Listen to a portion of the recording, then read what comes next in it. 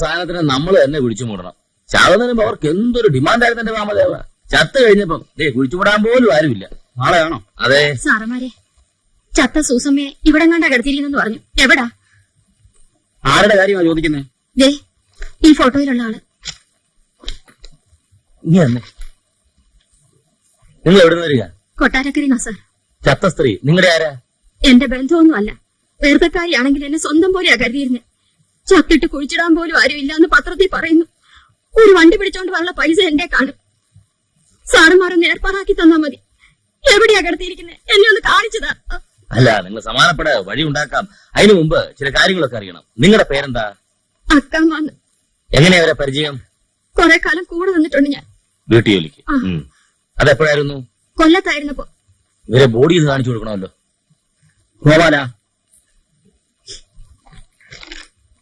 ചെല്ലു ചെല്ല.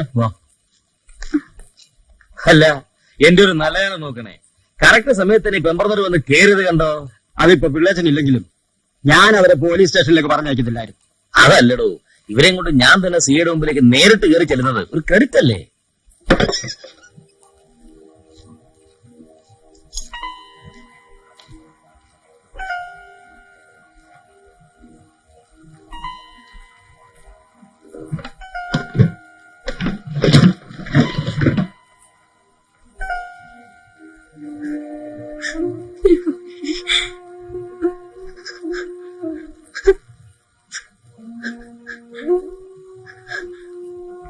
ഇത് തന്നെയാണല്ലോ ആള്.